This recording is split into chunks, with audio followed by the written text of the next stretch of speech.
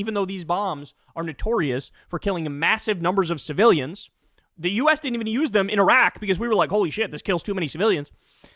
Now he's like, God bless Israel. You do whatever the fuck you want to do. You kill as many civilians as you want. And so this is insane. This is insane. Israel violates the deal. Hamas is like, okay, we're not going to release the remaining hostages because you violated the deal.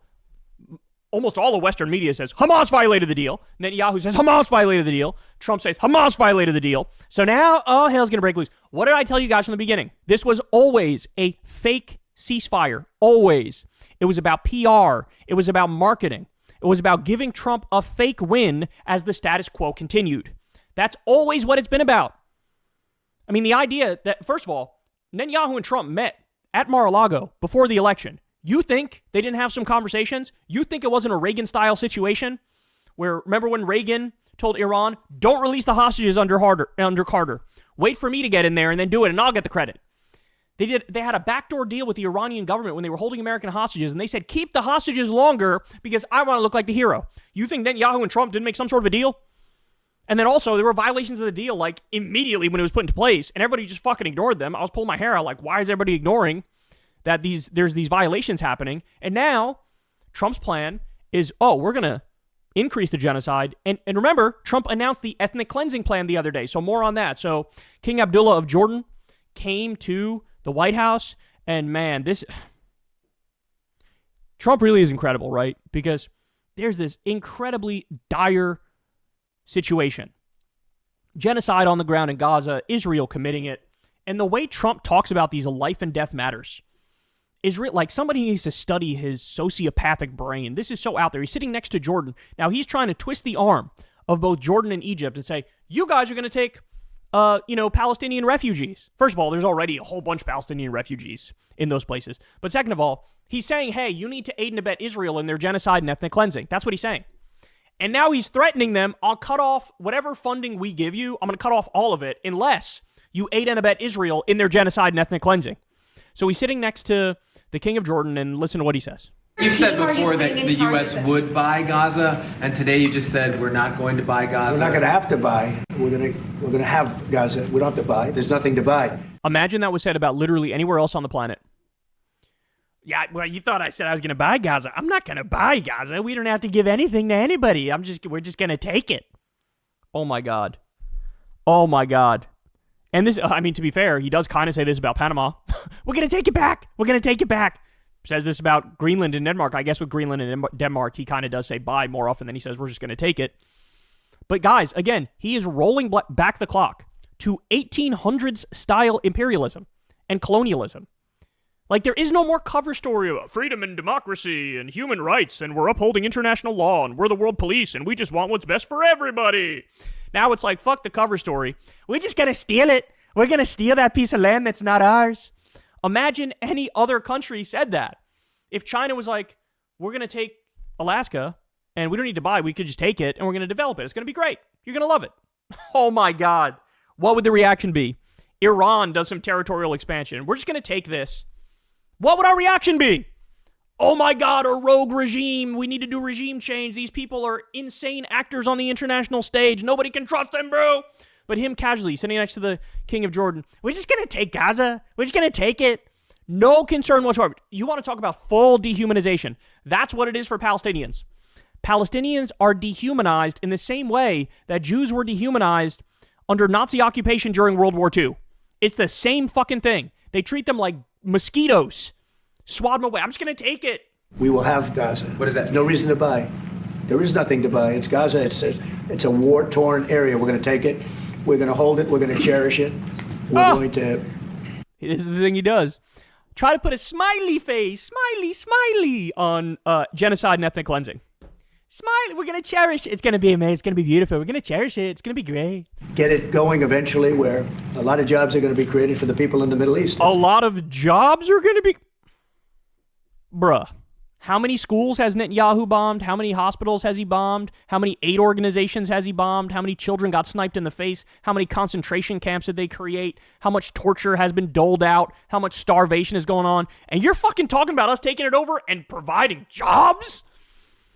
Tim Dillon, the comedian, was just doing a bit on this the other day. He's like, yeah, look, bottom line is we're going to make some strip malls, and Hamas, you're going to be working at P.F. Chang's. That's the bottom line. You better get used to it. There's going to be a Baskin Robbins on the corner. You're going to work there. You're going to work at the P.F. Chang's. You're going to be a waiter. Like, this is literally what he's saying, unironically.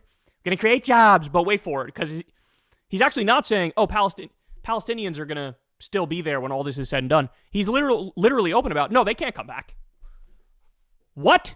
It's going to be for the people in the Middle East, but I think it could be a diamond. It could be an absolute tremendous asset for the Middle East. And you're going to have peace. It's going to bring peace in the Middle East. Gaza, the way it is right now, every 10 years, you're going to have the same thing happening. I've watched it so long, all the death and destruction of Gaza. But notice how he talks about it. This is a classic imperialist trick. Notice how he talks about the victims of imperialism and colonialism. He talks about their demise like it's some sort of natural disaster. Right? Like, oh, they got hit by a tsunami or an earthquake happened or something bad happened that's totally out of everybody's control. No. Your buddy, Benjamin Netanyahu, with U.S. money and U.S. weapons, committed a genocide, and now you're doing an ethnic cleansing. You are responsible for that. Biden is responsible for that. Netanyahu is responsible for that. They would never ever... It's passive voice. Right? Whenever violence is done to us and our allies and people we humanize, they're horrific, disgusting, savage, brutal terrorism where people were deliberately targeted by barbarians. When it's us doing it to others, it's been a lot of bad stuff happening.